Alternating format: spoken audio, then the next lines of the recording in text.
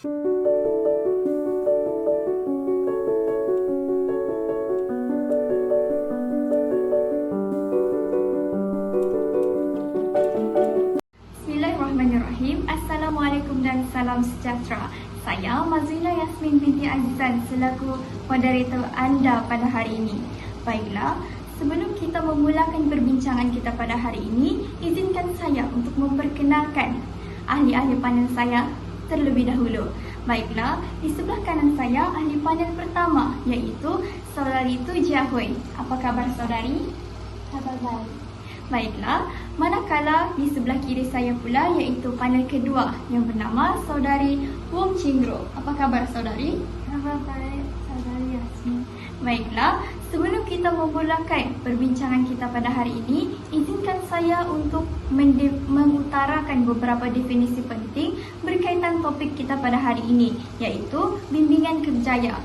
Menurut Kamus Dewan Bahasa edisi keempat, bimbingan bermaksud perkara membimbing atau menghurai atau memberikan ulasan berkaitan sesuatu perkara. Sebelum kita memulakan topik perbincangan kita pada hari ini, izinkan saya untuk mengutarakan beberapa definisi penting berkaitan bimbingan kerjaya. Baiklah, bimbingan bermaksud perkara membimbing atau ulasan ataupun huraian berkaitan sesuatu perkara. Manakala kerjaya pula bermaksud perkara proses teratur yang melibatkan perbincangan yang rapi tentang masalah yang dihadapi oleh seseorang dan usaha dalam mengatasi atau menyelesaikan melalui bimbingan atau nasihat. Baiklah, tanpa membuang masa, marilah kita bersama-sama mendengarkan perbincangan kita pada hari ini. Oleh itu, saya mempersilakan Saudari Tu Jia Hui untuk memulakan perbincangan kita pada hari ini, iaitu dengan mengutarakan berkaitan apakah cara yang perlu dilaksanakan bagi mendapatkan maklumat kerjaya. Silakan saudari. Terima kasih moderator. Bagi saya, cara pertama dan paling penting untuk mendapatkan maklumat kerjaya adalah melalui internet dan portal rasmi. Hari ini, internet menjadi sumber maklumat utama bagi hampir semua golongan masyarakat, terutama sekali golongan muda. Tidak boleh gunakan laman web seperti My Future Job dan Job Street untuk mencari maklumat tentang berbagai bidang pekerjaan. Bukan sekadar jawatan kosong, tetapi juga tentang syarat kelayakan, deskripsi tugas, gaji permulaan dan peluang kenaikan pangkat. Selain itu, bagi pelajar yang berminat bekerja dalam sektor awam, mereka boleh melayari portal rasmi seperti SPA, Suruhanjaya Perkhidmatan Awam. Di portal ini, mereka boleh mengetahui tentang prosedur permohonan, syarat kelayakan, mana ada juga panduan persediaan menghadapi temu duka. Kalau kita lihat dari sudut kelebihan, internet menyediakan akses maklumat yang cepat, luas dan terkini. Misalnya, jika seseorang pelajar berminat dalam bidang teknologi maklumat, dia boleh baca artikel, tonton video YouTube, atau sertai webinar yang berkaitan. Ada juga banyak career talk. Sudah, terima kasih.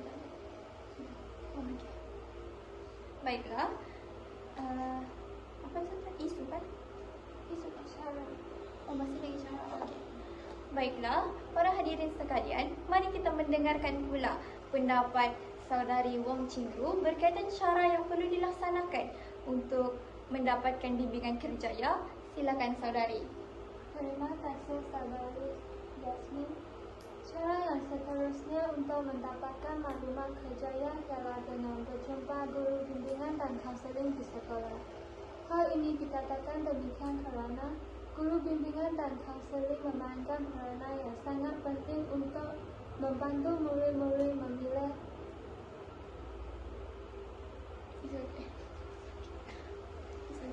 Bolehkah? Terima kasih.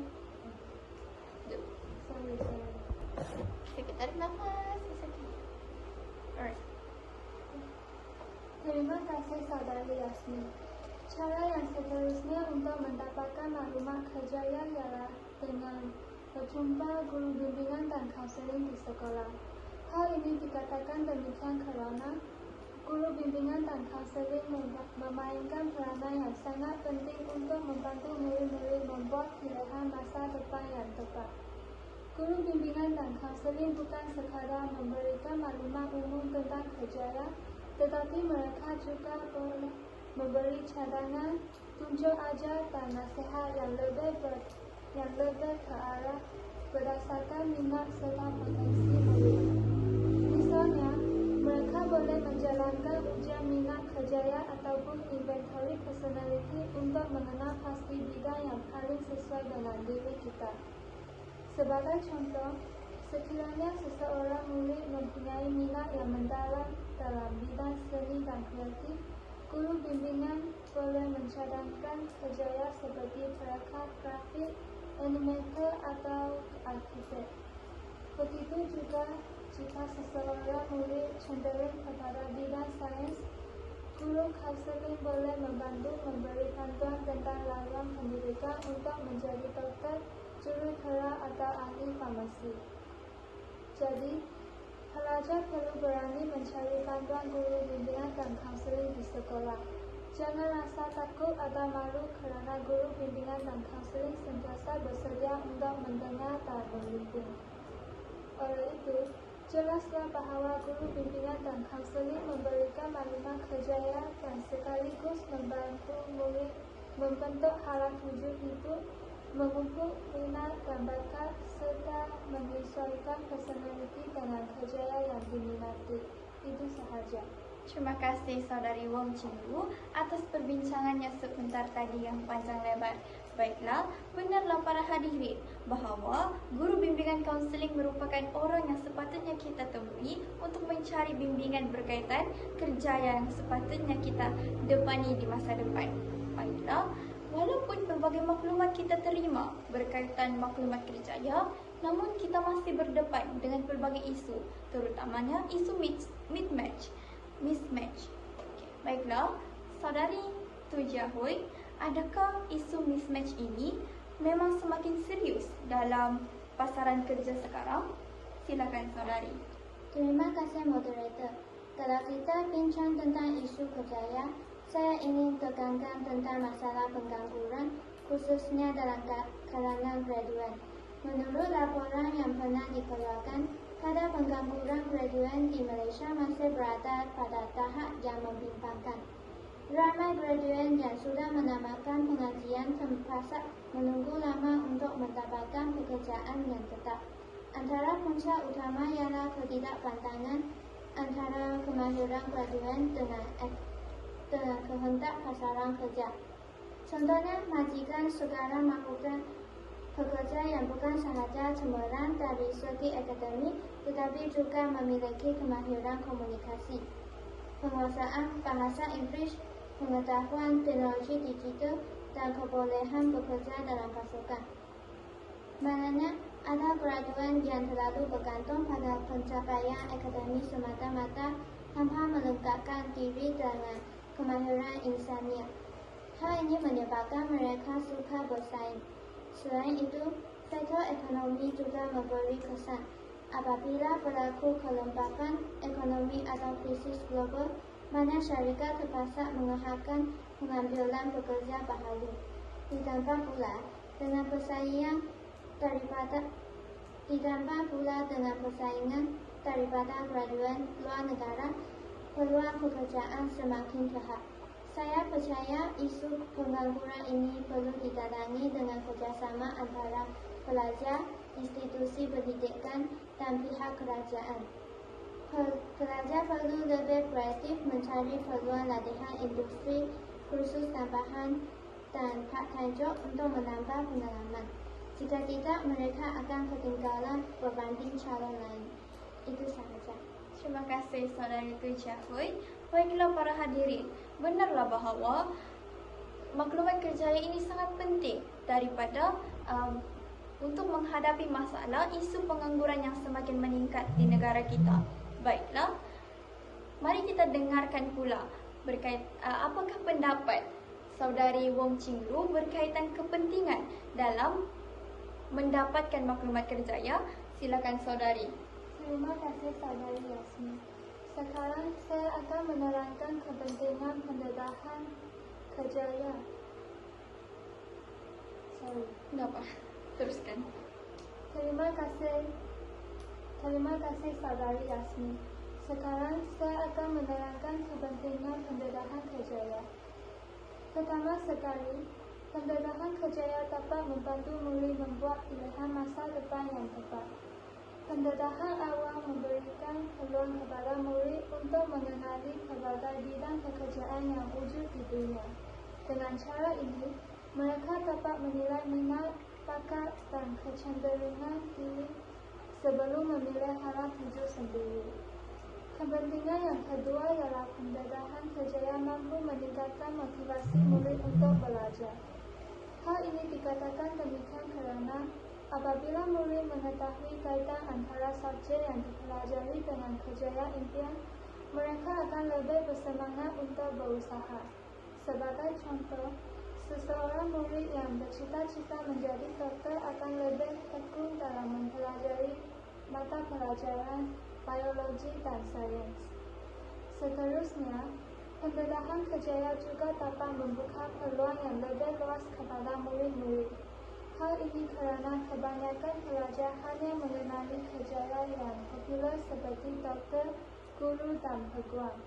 Namun, dengan adanya pendedahan kerjaya, mereka akan mengetahui kewujudan bidang-bidang baharu seperti teknologi maklumat, multimedia, keusahawan, industri kreatif serta pelbagai lagi kerjaya moden yang selaras dengan keperluan dunia masa kini.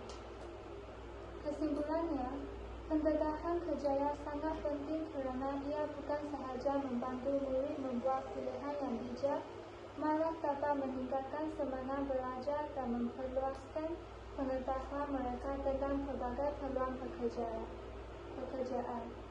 Oleh itu, setiap murid seharusnya mengambil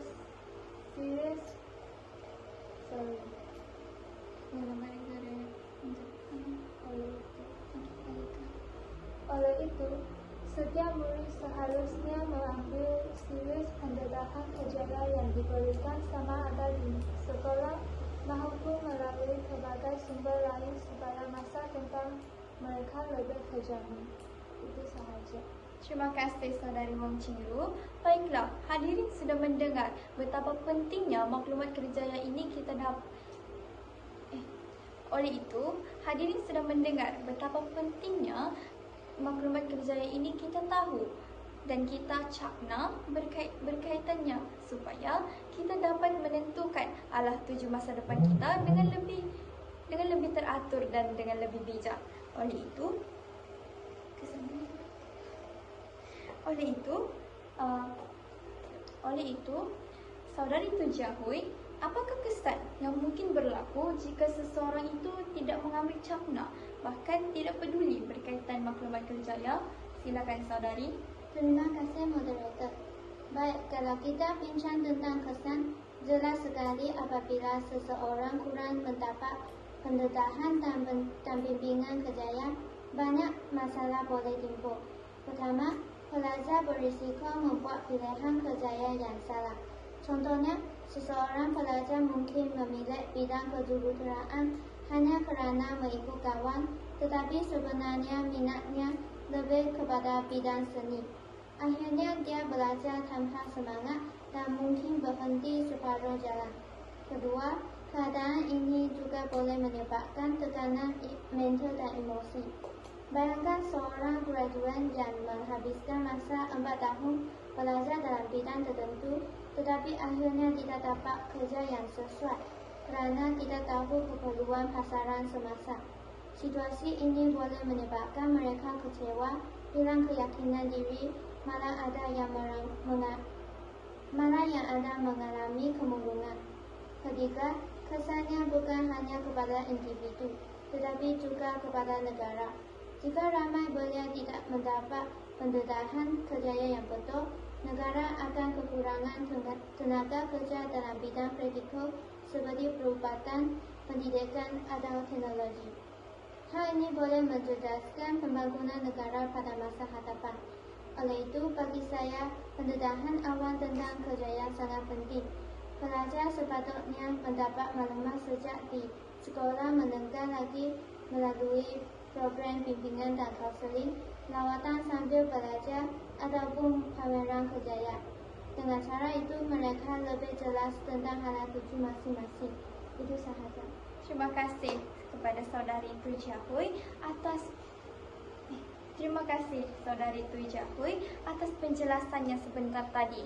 Oleh itu, para hadirin, benarlah bahawa kesan negatif yang boleh diperolehi dengan tidak mengetahui berkaitan dengan maklumat kerjaya boleh sorry guys. Sorry ya. Okay. Terima kasih saudari Tui Jahui atas penjelasannya yang panjang lebar sebentar tadi. Oleh itu, hadirin sekalian, benarlah bahawa kesan negatif boleh diperoleh apabila kita tidak cerna berkaitan dengan maklumat bimbingan kerjaya.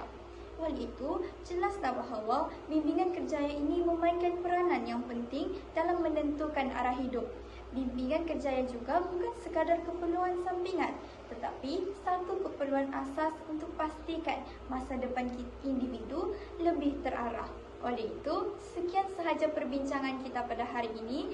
Saya ucapkan sekian terima kasih kepada kedua-dua ahli panel kita yang sudi untuk berkongsi tentang perbincangan topik kita pada hari ini.